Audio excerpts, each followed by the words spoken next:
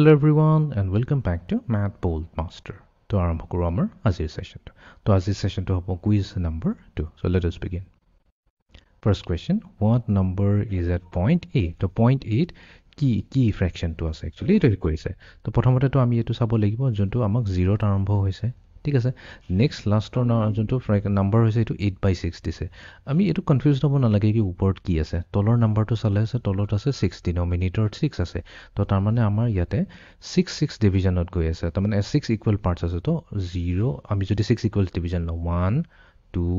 3 4 5 6 তো একচুয়ালি এইখিনিলৈ হয় আমাৰ 0 to 1 এইটোৱে হিন্ট হয় তো আমি 6টা ডিভিজন লম 6টা ইকুৱেল ডিভিজন লম আৰু এইখিনিত আমাৰ 1 হ'ব আমি গম পাই যাম কেলে 1 হয় তো প্ৰথমতে যদি ফাৰ্স্ট ডিভিজনটো লওঁ 0 পৰা এইখিনিলৈ আহিবলৈ কাৰণে আমি কি লম টোটাল আমাৰ 6 ইকুৱেল পাৰ্টস আছে তাৰ পৰা আমি এটা ডিভিজনহে গলো এইখিনি পৰা এইখিনিলৈ তো এইখিনি 1 লম নেক্সট এইখিনিত হৈ যাব আমাৰ 2/6 কাৰণ আমি ইয়াৰ পৰা ইয়ালৈ আহিবলৈ কাৰণে দুটা ডিভিজন ক্ৰছ কৰিব লাগিব নেক্সটটো হৈ যাব আমাৰ 3/6 তাৰ পিছত হৈ যাব আমাৰ 4/6 তাৰ পিছত আমাৰ হৈ যাব 5/6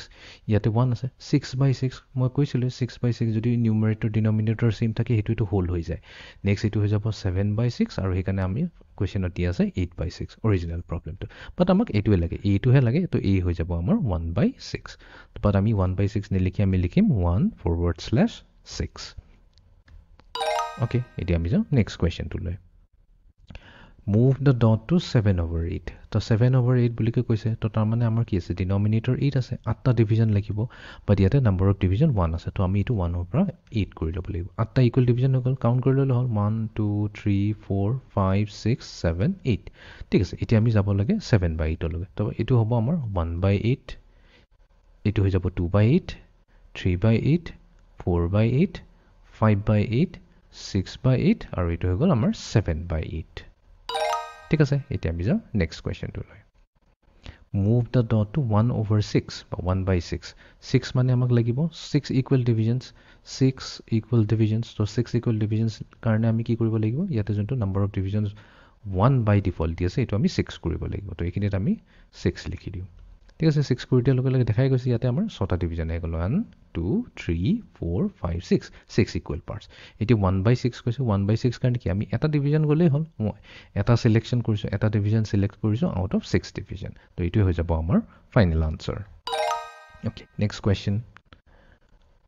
What fraction is located at point A on the number line? তো point A কোনটো fraction টো আছে ঠিক আছে তো 0 আছে আৰু 1 আছে এতিয়া কেটা ডিভিজন আছে 1 2 3 4 তো 4টা ইকুৱেল ডিভিজন আছে 4টা পৰা A লৈ আহিব কাৰণে আমি কেটা ডিভিজন ক্ৰছ কৰিব লাগিব এটা দুটা তিনটা তো তিনটা ডিভিজন ক্ৰছ কৰিব লাগিব 3 আউট অফ 4 তো তাৰ মানে পইণ্ট A হৈ যাব আমাৰ 3/4 তো এইখিনি আমি লিখিম 3/4 ঠিক আছে এতিয়া আমি যাও লাষ্ট কোৱেশ্চনটো লৈ What number is at point A? তো point 8 কি নাম্বাৰ আছে